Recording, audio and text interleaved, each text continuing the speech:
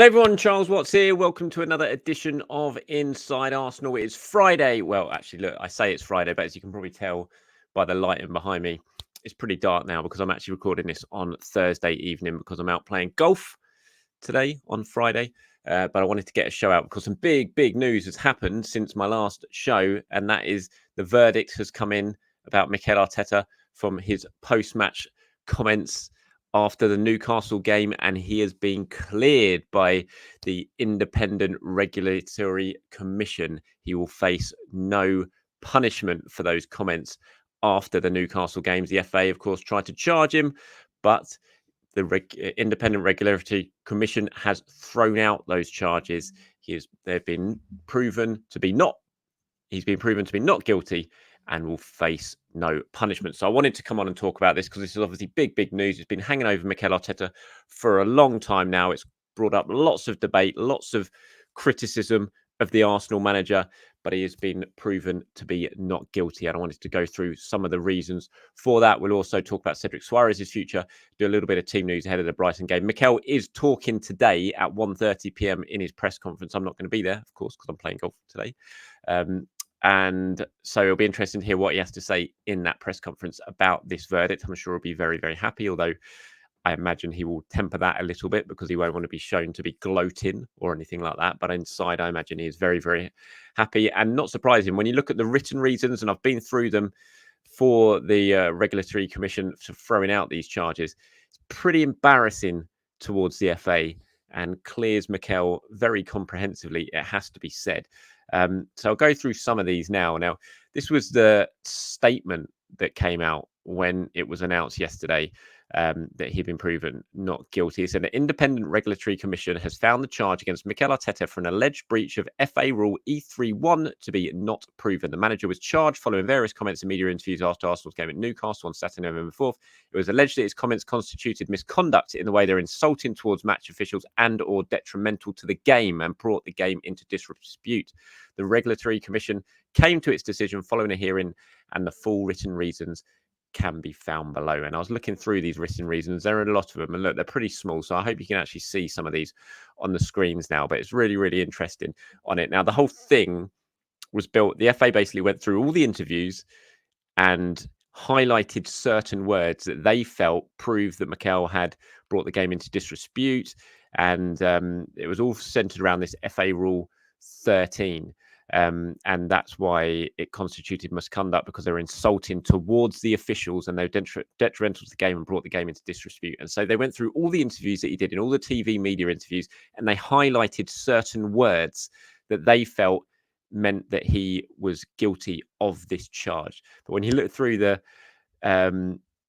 what the regulatory commission had found, is pretty damning, and that they're basically saying, look, none of these things were insulting towards the officials as a whole. It was Mikel was talking about VAR and the wider context of all that. He wasn't singling out officials, and that's where this charge that the FA labelled him, it all broke down basically. And the regulatory commission found that Mikel was talking about a wider context of things, and he wasn't singling out certain match officials for their role in the goal being allowed.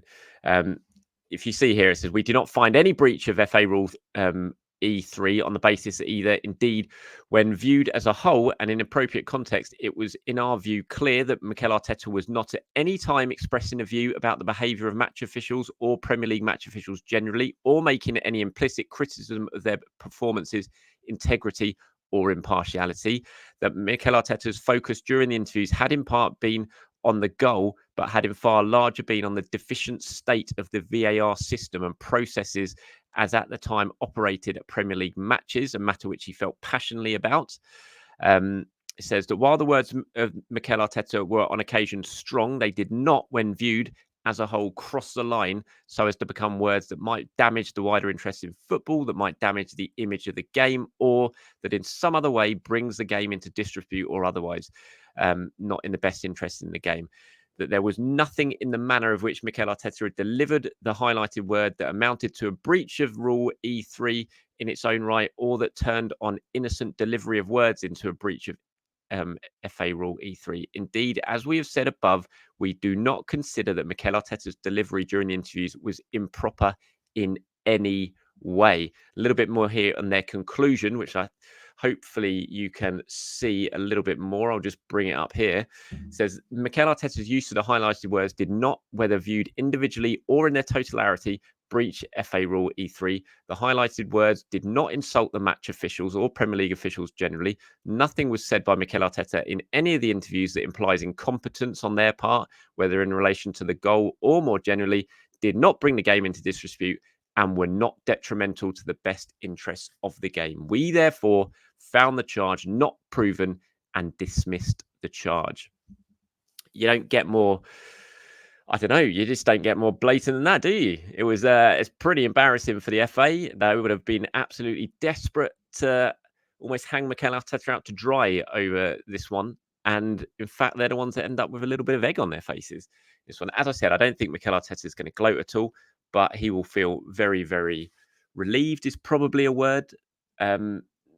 But also satisfied by this outcome. And I said it at the time when you stripped it all back and you took the emotion out of it all, I always felt that it was a very hard case for the FA to prove because of exactly what these findings say, that there was no point where he actually singled out a referee or anything like that. It was always more about the whole thing, the goal, and how all the processes behind it came around. And so I always felt like it was a really difficult one to prove. I thought that he'd end up getting done, though, because I thought the FA had just sort of shoehorn it through and managed to convince people that Mikel Arteta needed to be made an example of. So I was surprised when this result came through, but I do think it's the right result, I have to say. There'll be a lot of people that don't, and I'm sure there'll be a lot of people in the media and everyone else will be saying, this is disgraceful. Mikel Arteta, look, he can get away with anything. What example does this set to other people? And, you know, especially we've seen what's gone on in Turkey and people will be labelling Mikel Arteta, as we've already seen with that ridiculous incident, an awful incident, and somehow trying to link Mikel Arteta's name to it. But then, look, it's all there in black and white. This was an independent regulatory commission, and they've found Mikel Arteta not guilty. He will face no punishment. And I think it's absolutely the right decision. But the FA will certainly not be too happy about it. Right, let's move on quickly to Cedric Suarez, shall we? Player who played in the Europa League the other day. Europa League. Got to get myself out of that. It's not Europa League anymore, is it? Of course, Champions League with Arsenal. So he played in the Champions League, started in the Champions League, but his future could well lie elsewhere come January. Information that I have and is that Villarreal are very interested in Cedric Suarez. It's a club that have been interested in Cedric for a while. They're interested in the summer, and that interest remains. Now, I'm not saying he is definitely going to go by any means, but that interest is there. And as far as I'm aware, Arsenal are open to letting Cedric go, and Cedric is open to a move, but he's working very hard at Arsenal. He's giving 100%, as he always has. We saw that. He's very professional behind the scenes. Mikel Arteta really likes that about Cedric as well, but he does want to play. He wants playing time. So if this move can happen, if the clubs can strike a deal, then Cedric would be open to this happening. Now, the thing is with Cedric, he's obviously out of contract at the end of the season. So any talks, and nothing has arrived yet. There's been no firm bid or anything like that from Villarreal, as far as I'm aware, to Arsenal. But any talks that do happen between the club, the clubs will then censor around, would there be any sort of transfer fee, or would it just be a case of Villarreal now basically buying Cedric out of his contract 6 months early and getting that wages off the wage bill from now till the end of the season? Look, and Cedric's on big money. He's on good money. He's on about 100 grand a week, I think. That 4-year contract he got when he arrived at the club was a very, very good one for him.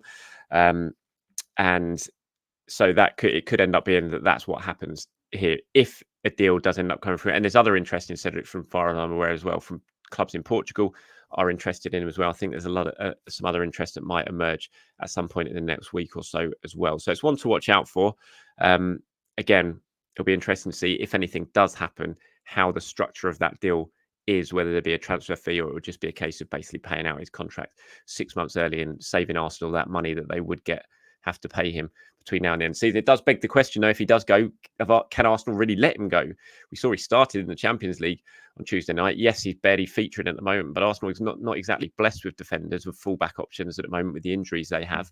So is it worth keeping him around between now and the end of the season? I'm sure lots of people will debate that. And you know, I think my view on it is probably if a deal can be done, then it makes sense for him to go. Probably there's not many players, I would say, in this squad that Arsenal can afford to let go now. Between now and the end of the season, they should pretty much keep everyone. But I think Cedric's maybe the one who you could let go because he's so far off it in terms of the pecking order. And there's other options, and you would hope that Thomas Partey, for example, could come back soon as well and help add that cover to the right hand side. But let me know what you guys think in the comments below, as always.